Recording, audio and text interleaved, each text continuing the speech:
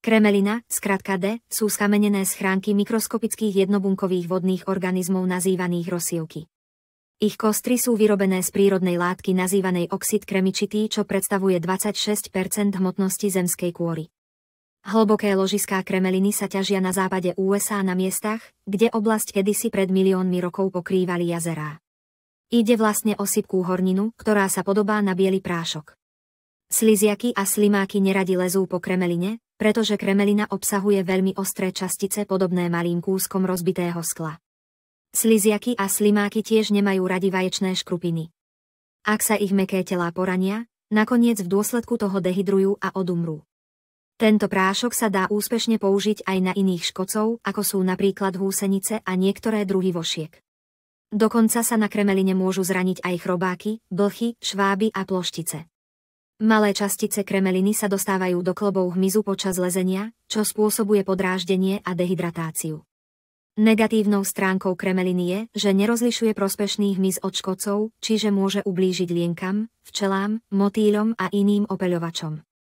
Z tohto dôvodu odporúčame používať kremelinu opatrne na rastlinách a okolo nich, ktoré môže často navštevovať užitočný hmyz. Vyhnite sa použitiu aj okolo kvetov. Nekupujte kremelinu, ktorá je určená do bazénového filtra, ale na potravinárske účely. Pre eliminovanie škodcov posypte pásy kremeliny okolo rastlín, ktoré sa pokúšate chrániť. Je dôležité, aby tento pás nemal žiadne medzery, cez ktoré by sa mohli škodcovia preplaziť k rastline. V prípade, ak už máte neželaných návštevníkov na listoch, môžete ich poprášiť kremelinou. Malo by ich to odradiť od ďalšieho poškodenia. Vyhnite sa však aplikácii kremliny v blízkosti kvetov rastlín, kde by s nimi mohli nechtiac prísť do kontaktu opeľovače. Pri používaní kremeliny sa odporúča používať ochranu očí a masku proti prachu, pretože malé častice nachádzajúce sa v hornine môžu byť dráždivé. Kremelina funguje najlepšie v suchých podmienkach. Zámokra vytvára hrčky, takže po daždi znova naneste. Aj keď predajca uvádza, že tento výrobok nespôsobuje poškodenie pľúc, radšej ho nevdychujte. Pamätajte si, že na dotyk môže byť jemný ako mastenec, ale stále je abrazívny a môže spôsobiť podráždenie očí, nosa, hrdla a pľúc. Pri manipulácii s ním noste pre istotu protiprachovú masku a ochranu očí. Potravinárska kremelina nie je toxická, ak je požitá v malých množstvách.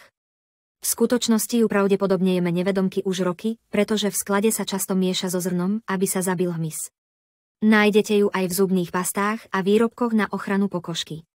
Niektorí ľudia tento prášok dokonca používajú na liečbu vnútorných parazitov. Avšak pozor, kremelina, ktorá sa bežne používa na údržbu bazénov, nie je jedlá. Kremelina nepoškodzuje pôdu, pretože obsahuje oxid kremičitý, rovnako ako piesok a mnohých iných hornín. Pri vystavení slnku sa nerozpadá. Dážď túto horninu môže spláchnuť do miestnych vodných zdrojov, ale nie je toxická pre ryby a iný vodný život. Neškodí ani vtákom či iným voľne žijúcim zvieratám. Do krmiva pre hospodárske zvieratá sa pridáva už roky.